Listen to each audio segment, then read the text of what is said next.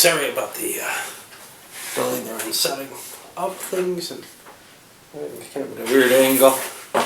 All fitting, it's in the receiver or something. Afrika Korps. Avalon Hill Classic.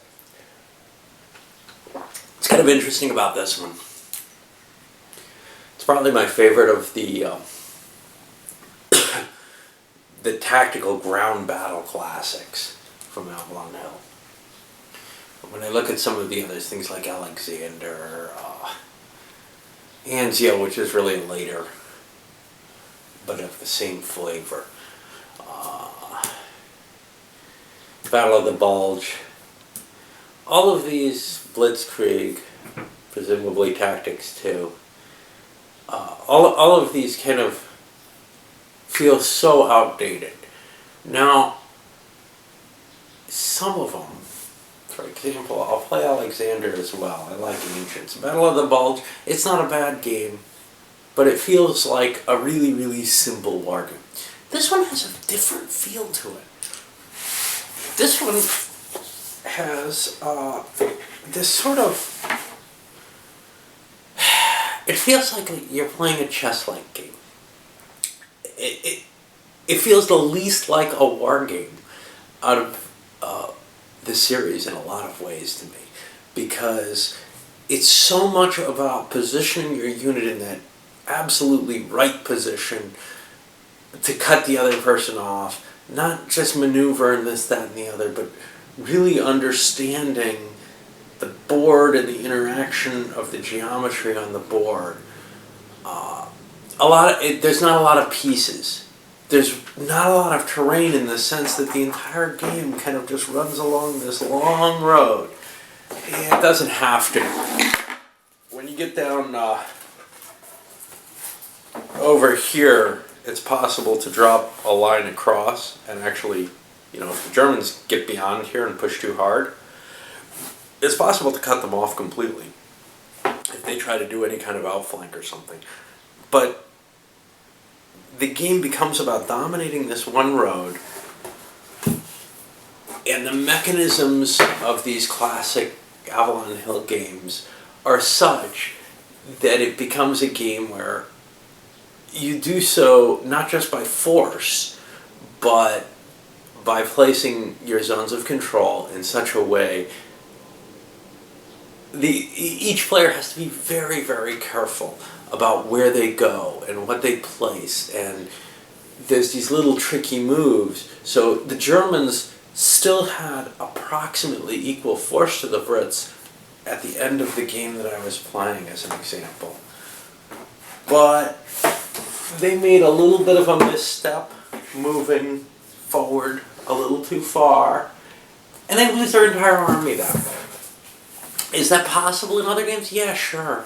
It's also, it would be completely possible in another North African-based game to risk your entire army that way and lose it. So I don't know. It could just be the nature of the campaign that allows that kind of situation to occur. But to me, this game feels more like I'm worried about the geometry of the hexes and where I can place my units and where I can't risk doing so.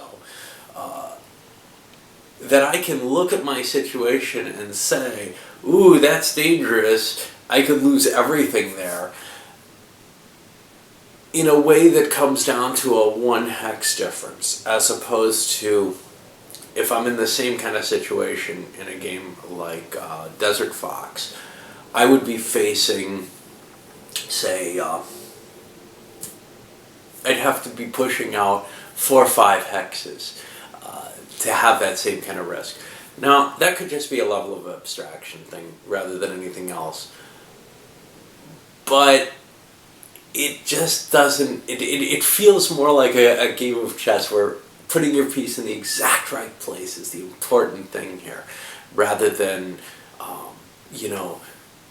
having your force applied correctly in terms of just, okay, I'm putting some strength in this direction, I'm putting some strength in this direction. More detailed war games tend to feel like the latter, and this tends to feel very much to me like something where, like in chess, you're waiting for the other player to make a mistake. And when they make their mistake and open themselves up, then you can take advantage of that and mug them in the corner, as it were, to mix too many analogies at once. So what about the other game that I was thinking about here? Things like the OCS. I haven't played DAC yet. I've played Africa, which again, you're very worried about your supply lines. You don't have this big broad front, so you do have to be really careful. There's no question about that. But it doesn't feel like it's at the hex-to-hex basis. I know what I was going to compare this to. I was going to compare this to Hitler's War, which is also at such a high level where you can get huge quantities of troops lost for very small, like 1 hex mistakes. You make an advance into the wrong, and that's similar. So what I'm saying is there's sort of this field that makes me think, these games don't have a lot of simulation in them, because they really don't. The simplified combat chart, the level of abstraction, it just doesn't compare in terms of giving you a real feel for what's going on. So here's the thing.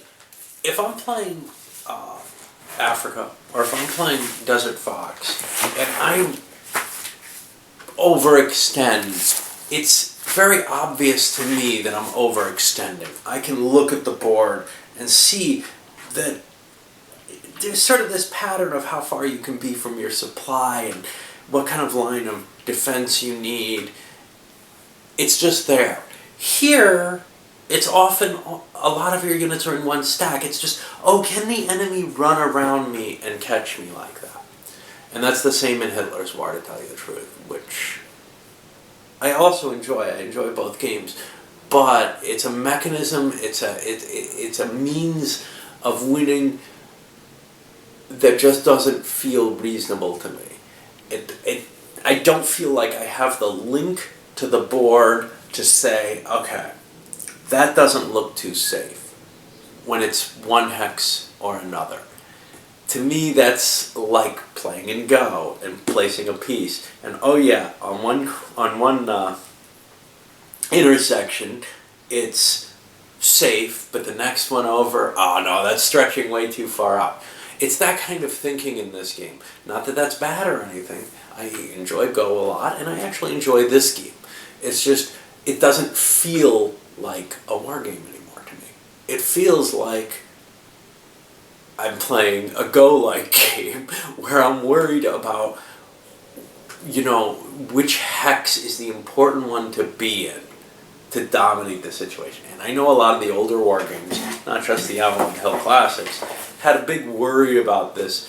When you've got a front, you got to do every other hex because that's how the zones work. It's the only efficient way to defend territory. Okay, that works fine. It's not like that here. Here, it's every situation you have to figure out which hex is the safe one. And that's what a lot of the game is about. If you're making an attack and advance, there's always this chance of overextending, and you just really have to look and say, hey, what happens if I don't win? Okay, in a battle. But what happens if I win, which is what actually screwed the Germans over here? They didn't have the protection line that they should have. And actually they had it, but the Brits were able to cut it with one key attack on a weaker area. I think this worked out pretty well, actually. And I think a lot of the games will work out that way, but there may be a level at which you become so competent at the game that you're not going to make those mistakes. And here's my problem with that. And I could be completely wrong here because I'm not at that level. I never will get to that level.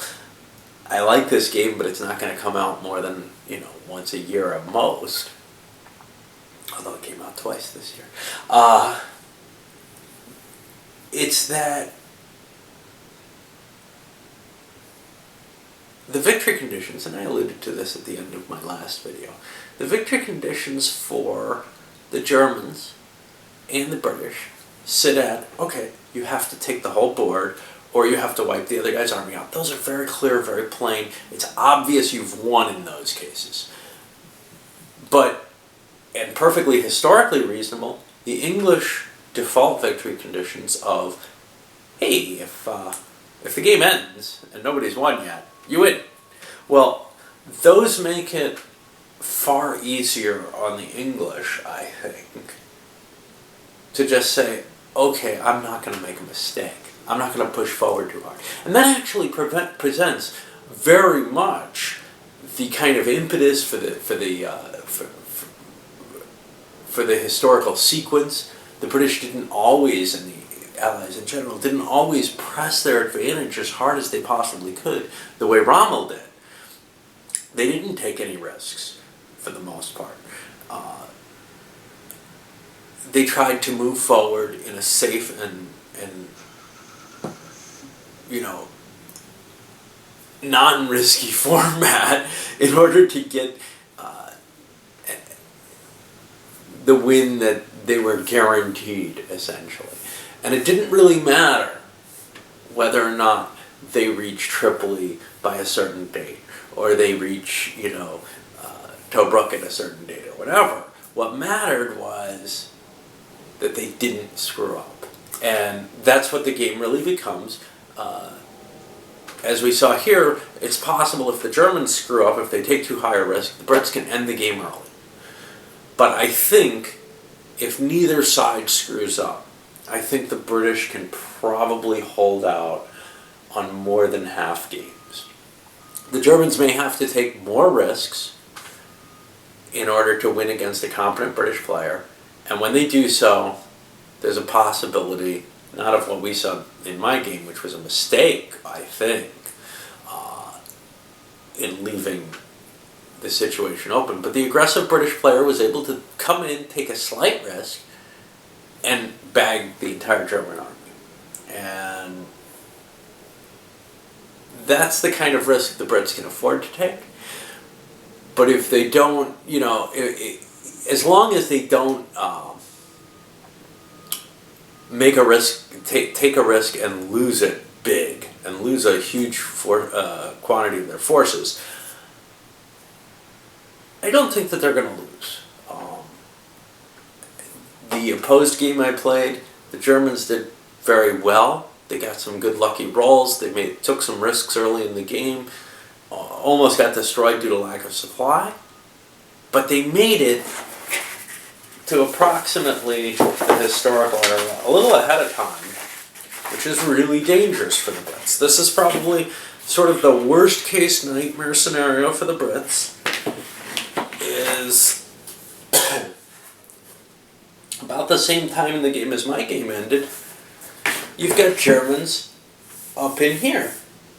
And you get a British line dropping down here. That's not terribly easy to defend. I hope that was on camera. And I'm at the Alamein line, but without as many troops as the Brits had. Now, the Germans don't have as much to attack it with, but that's not really the point.